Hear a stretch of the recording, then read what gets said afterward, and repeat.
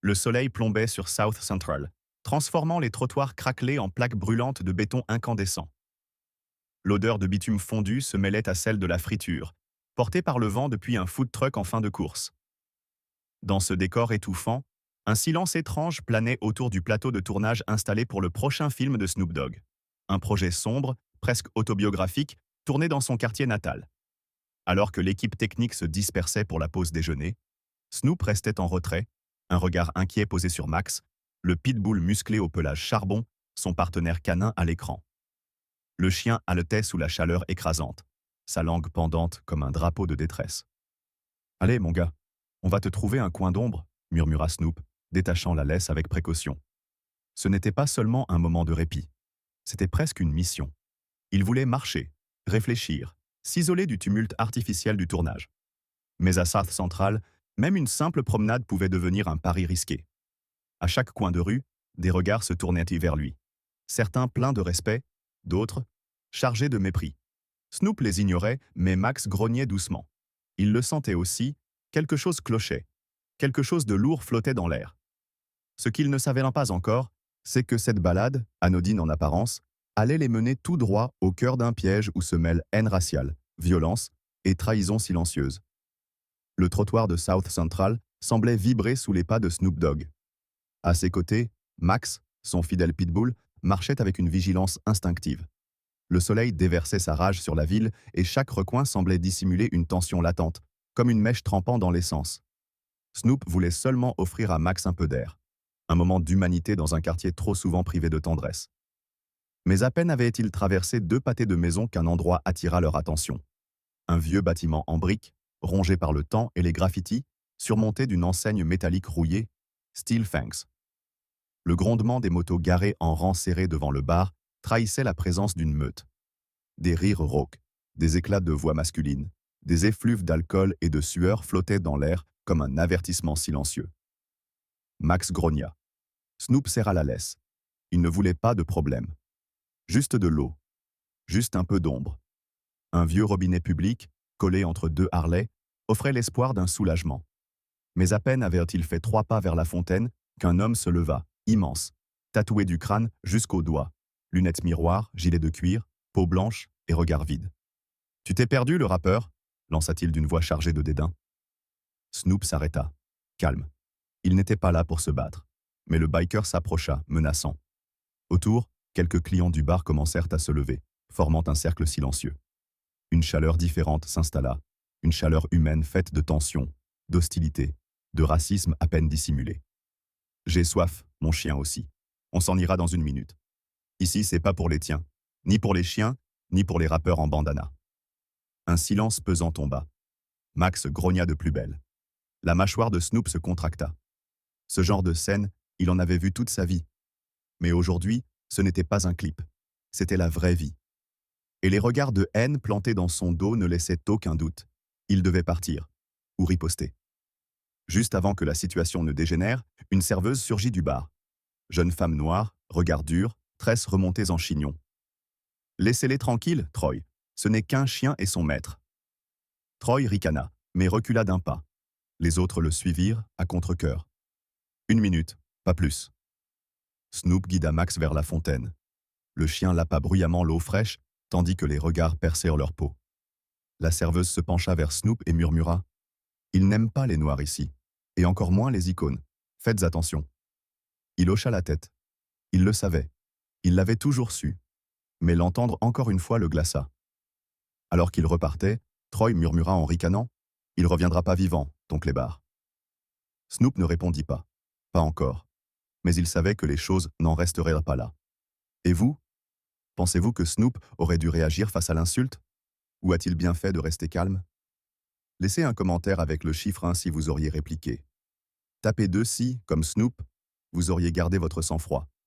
Et surtout, abonnez-vous pour ne pas manquer la suite de cette histoire intense. Car ce n'est que le début. Dans le prochain épisode, un plat empoisonné, une course contre la mort et une vérité qui va tout bouleverser. À suivre. Le trottoir de South Central semblait vibrer sous les pas de Snoop Dogg. À ses côtés, Max, son fidèle pitbull, marchait avec une vigilance instinctive. Le soleil déversait sa rage sur la ville, et chaque recoin semblait dissimuler une tension latente, comme une mèche trempant dans l'essence. Snoop voulait seulement offrir à Max un peu d'air, un moment d'humanité dans un quartier trop souvent privé de tendresse. Mais à peine avaient-ils traversé 2 pâtés de maisons qu'un endroit attira leur attention. Un vieux bâtiment en briques, rongé par le temps et les graffitis, surmonté d'une enseigne métallique rouillée, Steel Fangs. Le grondement des motos garées en rang serré devant le bar trahissait la présence d'une meute. Des rires rauques, des éclats de voix masculine, des effluves d'alcool et de sueur flottèrent dans l'air comme un avertissement silencieux. Max grogna. Snoop serra la laisse. Il ne voulait pas de problème. Juste de l'eau, juste un peu d'ombre. Un vieux robinet public, collé entre 2 Harley, offrait l'espoir d'un soulagement. Mais à peine avait-il fait 3 pas vers la fontaine qu'un homme se leva, immense, tatoué du crâne jusqu'aux doigts. Lunettes miroirs, gilet de cuir, peau blanche et regard vide. « Tu t'es perdu, le rappeur ?» lança-t-il d'une voix chargée de dédain. Snoop s'arrêta, calme. Il n'était pas là pour se battre. Mais le biker s'approcha, menaçant. Autour, quelques clients du bar commencèrent à se lever, formant un cercle silencieux. Une chaleur différente s'installa, une chaleur humaine faite de tension, d'hostilité, de racisme à peine dissimulé. « J'ai soif, mon chien, aussi. On s'en ira dans 1 minute. Ici, c'est pas pour les tiens. Ni pour les chiens, ni pour les rappeurs en bandana. » Un silence pesant tomba. Max grogna de plus belle. La mâchoire de Snoop se contracta. Ce genre de scène, il en avait vu toute sa vie. Mais aujourd'hui, ce n'était pas un clip, c'était la vraie vie. Et les regards de haine plantés dans son dos ne laissaient aucun doute. Il devait partir, ou riposter. Juste avant que la situation ne dégénère, une serveuse surgit du bar. Jeune femme noire, regard dur, tresses remontées en chignon. « Laissez-les tranquilles, Troy, ce n'est qu'un chien et son maître. » Troy ricana, mais recula d'un pas. Les autres le suivirent, à contre-cœur. 1 minute, pas plus. Snoop guida Max vers la fontaine. Le chien lapa bruyamment l'eau fraîche tandis que les regards percèrent leur peau. La serveuse se pencha vers Snoop et murmura « Moi, il n'aime pas les noirs ici, et encore moins les icônes. Faites attention. » Il hocha la tête, il le savait, il l'avait toujours su, mais l'entendre encore une fois le glaça. Alors qu'il repartait, Troy murmura en ricanant « Il reviendra pas vivant, ton clébard. » Snoop ne répondit pas. Pas encore. Mais il savait que les choses n'en resteraient pas là. Le vent soufflait à peine dans les rues désertées de South Central lorsque Snoop et Max s'éloignèrent du bar. Mais derrière eux, l'écho des menaces de Troy résonnait comme un tambour de guerre. Snoop, d'apparence calme, bouillonnait intérieurement. Il connaissait ce regard, ce ton, cette haine déguisée sous les rires. Ce genre de provocation ne restait jamais sans suite. Ils tournèrent dans une ruelle bordée de murs décrépits. Un petit café local, chez Mamie Solange, apparaissait comme une oasis au cœur de la tension. Snoop y entra, salua la propriétaire, une vieille dame haïtienne au sourire bienveillant, puis s'installa en terrasse avec Max. Il espérait souffler un instant, mais à peine avait-il commandé un café qu'un pick-up noir s'arrêta brusquement de l'autre côté de la rue. 3 hommes descendirent.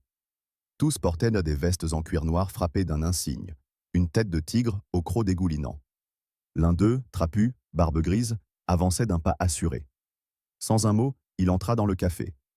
Les 2 autres restèrent dehors, l'un fumant nerveusement, l'autre fixant Max. Snoop sentit Max se tendre sous la table. Le pitbull grogna sourdement. Quelque chose n'allait pas. La patronne, derrière le comptoir, blêmit en voyant l'homme approcher. « Monsieur Dog, dit-il froidement, on m'a dit que t'étais dans le coin.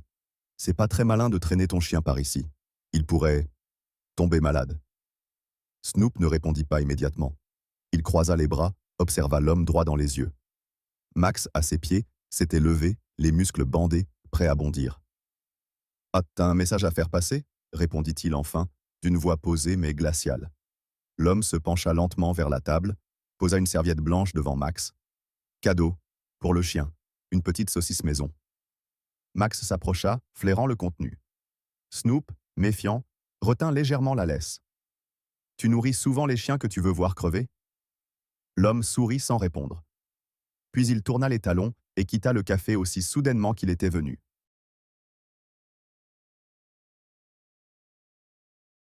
Snoop prit la saucisse, la renifla. Une odeur étrange, métallique.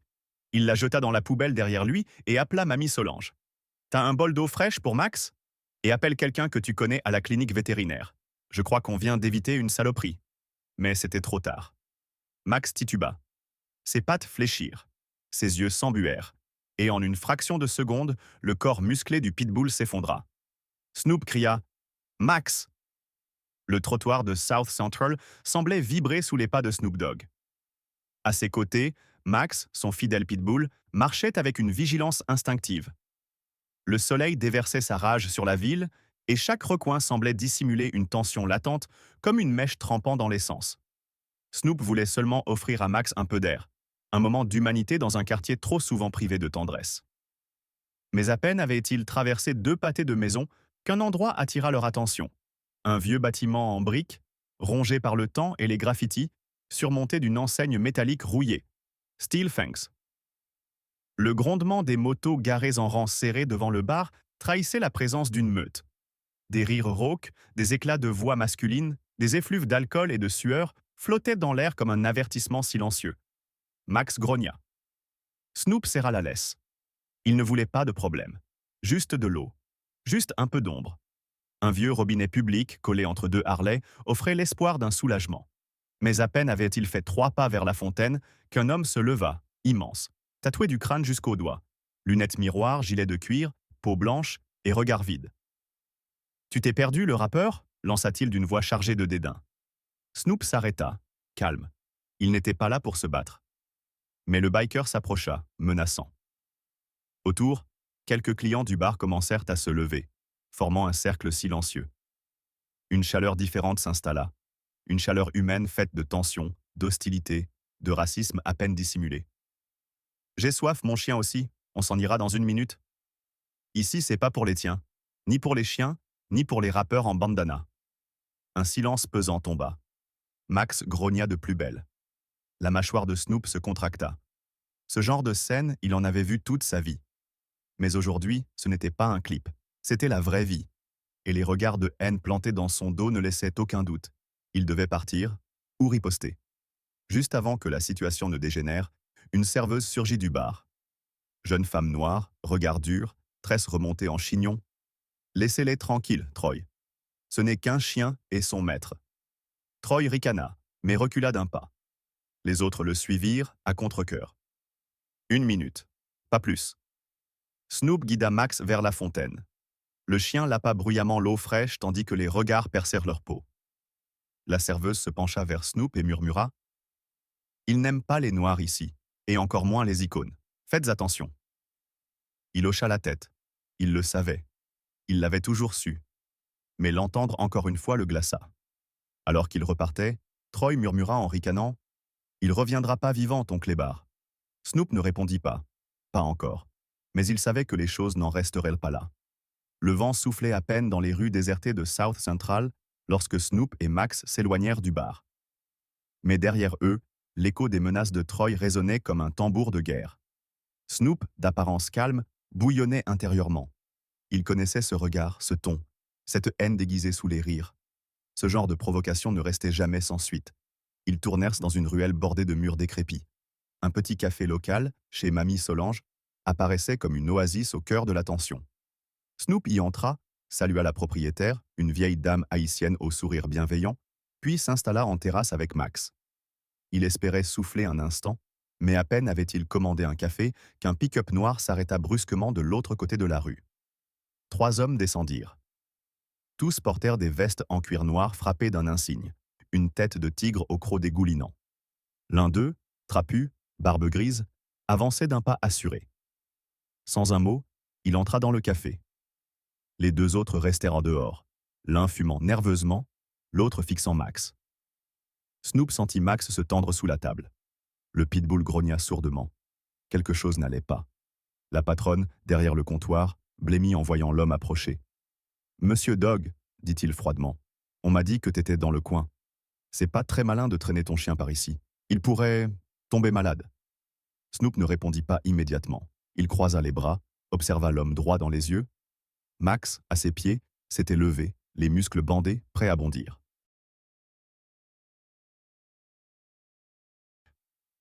« T'as un message à faire passer ?» répondit-il enfin, d'une voix posée mais glaciale. L'homme se pencha lentement vers la table, posa une serviette blanche devant Max. Cadeau. Pour le chien. Une petite saucisse maison.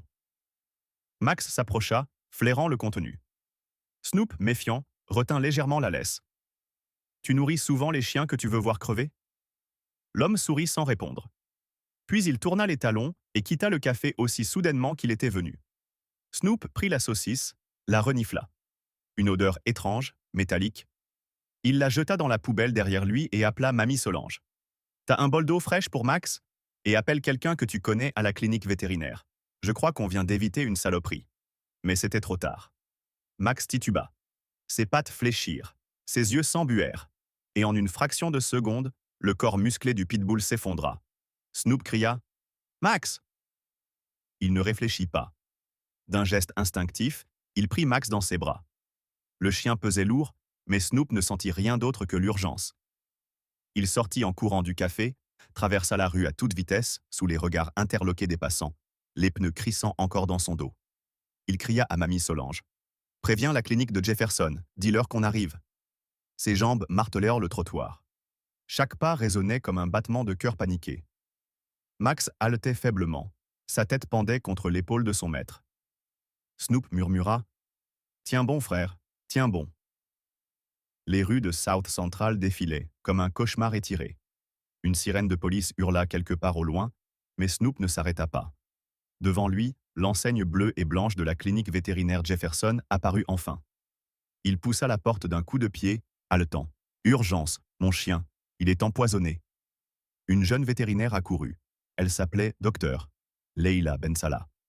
Elle prit Max avec douceur, déjà en train de donner des ordres à son équipe. Salle 2, maintenant, activez le protocole toxique. Préparez du charbon actif et une perfusion IV. Snoop restait figé, les bras vides, couverts de sueur. Il n'était plus rappeur, ni star, ni figure publique. Juste un homme au bord du gouffre, un maître déchiré par la peur. Derrière la vitre opaque de la salle d'intervention, les silhouettes s'agitaient autour du corps inerte de Max. Des tubes, des machines. Des mots qu'il ne comprenait pas. Des secondes qui s'étiraient comme des heures. Puis, Leila sortit enfin. Son regard était grave. Il est encore en vie, mais c'était moins une. On a trouvé des traces de narcotiques et de raticides. C'est un acte intentionnel. Le sang de Snoop se glaça. Il le savait. Il l'avait senti. « Vous pouvez le sauver ?» demanda-t-il d'une voix étranglée. « On fait tout notre possible, mais les prochaines heures seront critiques. » Et pendant que Max luttait pour sa vie dans une salle blanche, Snoop Dogg, lui, jurait dans le silence. Quelqu'un allait payer pour ça.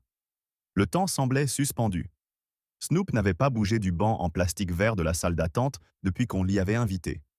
Ses coudes sur ses genoux, ses paumes jointes devant sa bouche, il fixait un point invisible au sol. Chaque seconde était un supplice. Chaque gémissement derrière la porte le transperçait comme une lame. La porte de la salle d'examen s'ouvrit enfin. Docteur Leila Bensala sortit, masqué mais le regard alourdi. Il est stable, mais encore fragile. On a éliminé une partie des toxines. Il respire mieux. Mais on a besoin de savoir ce qu'il a avalé exactement. Snoop se leva, tendu.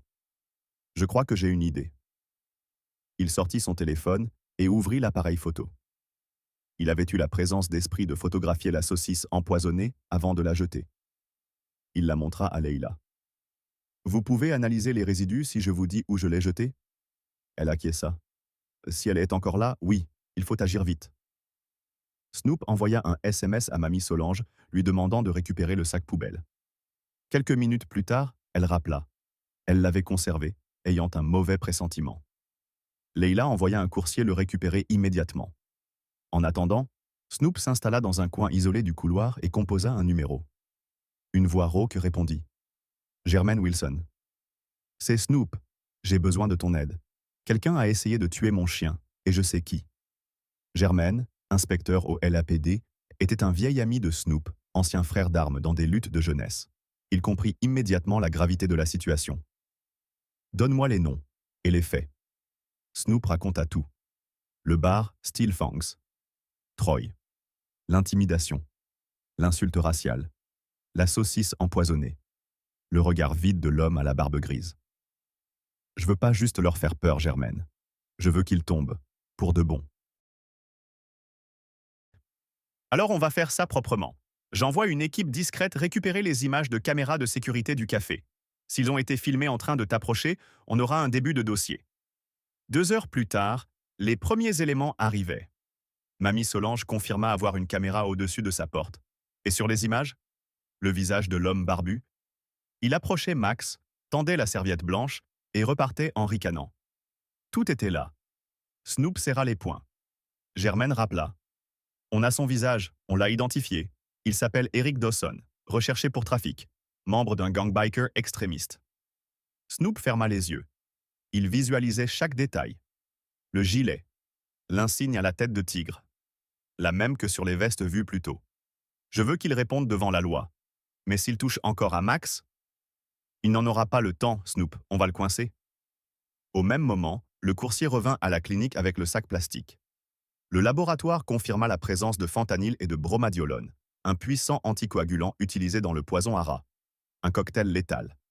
Dr Benzala hocha la tête. C'est un empoisonnement ciblé. Le chien n'aurait pas survécu sans intervention rapide. Snoop retourna voir Max, allongé sous perfusion. Le pitbull ouvrit lentement un œil. Son regard chercha celui de son maître. Un souffle. Une connexion silencieuse. Il était vivant, mais brisé. Et quelque chose en Snoop venait de se briser aussi. Ce n'était plus une affaire de vengeance. C'était une question de justice. Et il était prêt à aller jusqu'au bout. Le plan fut monté en moins de 24 heures. Jermaine Wilson avait discrètement sollicité une unité spéciale du LAPD, des hommes en civil formés aux opérations délicates. La cible, Steel Fangs, ce bar miteux devenu le repère d'un gang d'extrême droite, les Iron Claws, dirigé officieusement par Eric Dawson. Jermaine présenta à ses supérieurs les éléments recueillis. L'agression raciste, la tentative d'empoisonnement, les images de vidéosurveillance, l'analyse chimique. Il fallait agir vite, car Dawson préparait une réunion au bar ce soir-là, selon un indicateur. Une descente surprise serait le seul moyen de prendre tout le monde sur le fait. Snoop insista pour être présent. Il ne voulait pas rester les bras croisés. Jermaine accepta à contre-cœur, à condition qu'il reste à l'écart de l'intervention. Mais Snoop n'était pas homme à regarder la justice se faire depuis un écran. Il voulait sentir le sol vibrer sous ses pieds, voir leur visage au moment où tout s'effondrerait. La nuit tomba sur South Central. L'air était lourd, chargé d'électricité. Snoop, vêtu d'un hoodie sombre, attendait dans une voiture banalisée stationnée à l'angle de la rue. À ses côtés, Germaine, casque radio sur les oreilles, scrutait l'écran d'un drone discret qui filmait l'entrée du bar. Une quinzaine d'hommes s'y trouvèrent déjà, certains armés, d'autres ivres. Top départ dans 5 minutes, souffla Germaine. Les gars sont en place. Le bar est encerclé. Personne ne sortira. Snoop serra les poings. Les images en direct lui montraient Eric Dawson, accoudé au comptoir, riant à gorge déployée avec 2 de ses sbires. Un chien en laisse passait en fond, maigre et nerveux, visiblement maltraité. Regarde comment il traite dans les leurs, grogna Snoop. Ces types n'ont pas d'âme. À 22h03, le signal fut donné. En silence, les forces spéciales surgirent de l'ombre, fracassèrent la porte arrière, déboulèrent par les fenêtres. Les cris fusèrent, les chaises volèrent, des bouteilles éclatèrent. Des hommes tentèrent de fuir par la ruelle, mais furent tôt maîtrisés en quelques secondes. Snoop descendit du véhicule, s'approcha du périmètre sécurisé.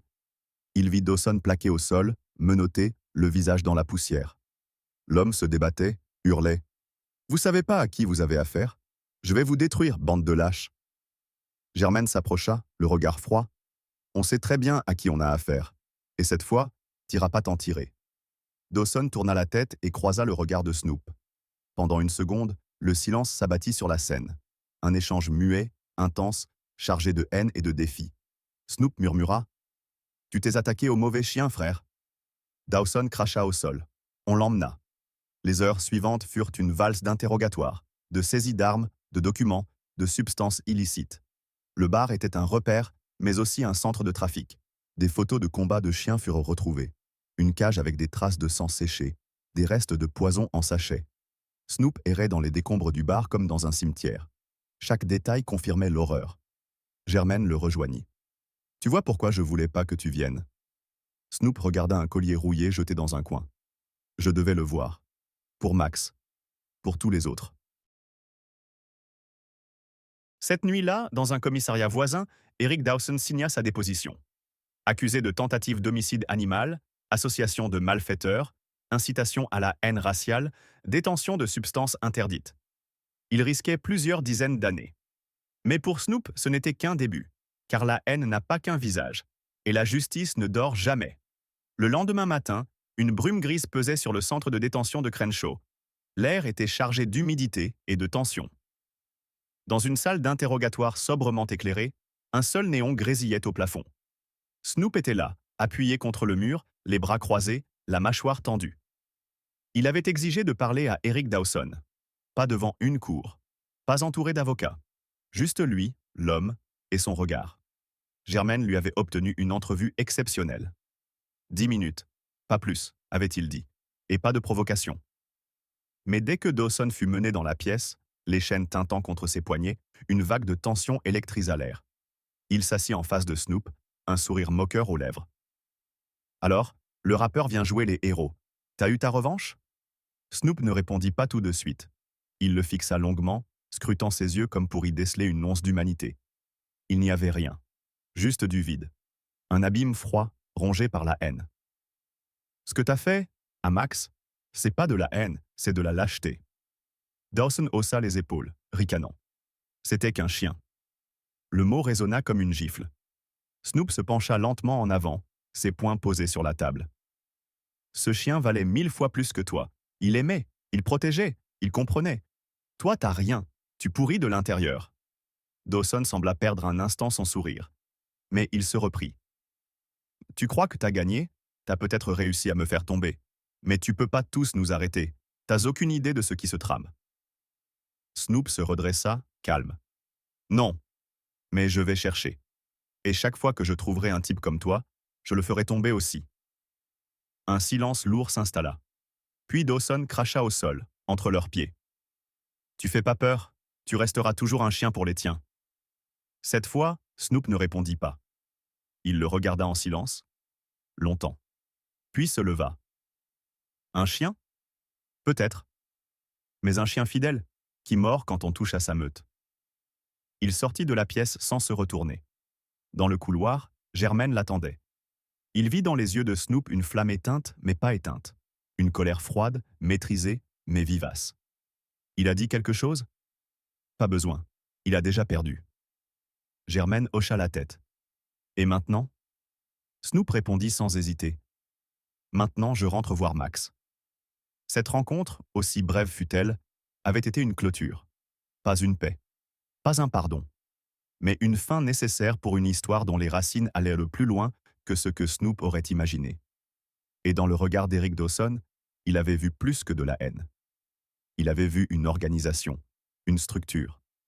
Quelque chose de plus grand que ce bar de Beakers et ce poison dans une saucisse. Quelque chose qui demandait à être déterré et détruit. Le lendemain matin, le ciel de South Central s'ouvrait sur une lumière pâle, presque timide. Le quartier semblait figé dans une attente silencieuse. Snoop marchait d'un pas lent vers la clinique vétérinaire, les poings enfoncés dans les poches, les traits tirés, mais les yeux déterminés. Chaque pas résonnait comme une promesse faite à Max. Cette fois, rien ne l'empêcherait de rentrer à ses côtés. Dr Leila Ben Salah l'attendait à la porte. Elle sourit à moitié, fatiguée mais soulagée. Il s'est réveillé. Il t'attend.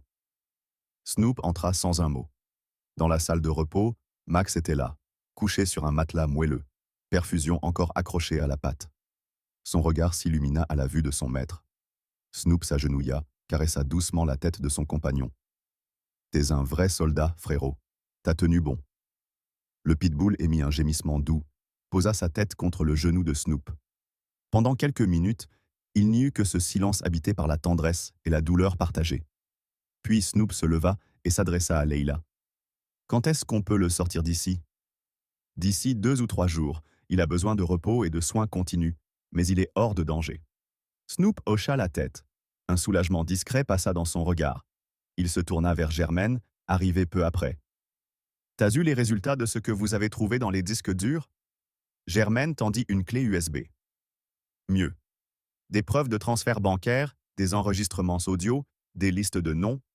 C'est pas juste un gang de bikers, Snoop. C'est une filière complète. Trafic de drogue, combat de chiens, recrutement néo-nazi. Ils ont des connexions jusqu'au Nevada. Snoop prit la clé, la regarda longuement. Et personne n'a jamais rien vu? Ils avaient des protections, des flics pourris, des juges complaisants. Mais cette fois, on a de quoi les faire tomber. Un silence, puis Germaine ajouta: Tu sais ce que ça veut dire, non? Ce que t'as déclenché? C'est pas fini. Ça commence. Snoop se tourna vers Max. Alors on commence ensemble. 3 jours plus tard, le soleil brillait sur le parvis de la clinique. Une petite foule s'était rassemblée, des voisins, des amis, des anonymes venus saluer Max et son retour. Pas de médias, juste des visages émus. Mamie Solange offrit une médaille gravée, héros silencieux. Max, plus maigre mais debout, remuait faiblement la queue. Snoop, en silence, le hissa doucement dans la voiture. Direction la maison. Pas celle du luxe ou des palaces, mais celle du quartier. Là où les choses avaient commencé. Mais cette histoire ne finirait pas dans l'ombre. Ce qu'ils avaient découvert, ce qu'ils avaient démantelé, n'était qu'un maillon. Snoop savait désormais que son nom, son influence, allaient être des armes. Pas pour faire vendre, mais pour protéger. 1 mois plus tard, il lança avec Germaine un collectif, Watch Dogs. Une cellule d'enquête citoyenne dédiée à l'identification des réseaux racistes et violents cachés sous des façades légales. Snoop ne faisait plus que chanter la rue, il la défendait. Et Max, toujours à ses côtés, était devenu l'emblème d'une lutte silencieuse. Un symbole. Le chien que personne n'a vu venir. Le chien qu'ils n'ont pas pu tuer. Et dans les yeux de Snoop Dogg brillait désormais autre chose que la colère. Une conviction. Ce monde peut être pourri. Mais tant qu'il y aura des chiens comme Max et des hommes prêts à mordre quand il le faut, alors tout n'est pas perdu. Si cette histoire vous a touché, soutenez Max dans son combat en laissant un mot pour lui. Que devrait faire Snoop maintenant? Continuer à traquer ce réseau? Dévoiler les noms impliqués? Ou aller encore plus loin? Vos avis comptent. Chaque commentaire est une voix contre l'injustice. Chaque partage est un pas vers la vérité. Ensemble, faisons en sorte que ce combat ne soit pas oublié. Car l'ombre n'a de pouvoir que si personne n'ose allumer la lumière.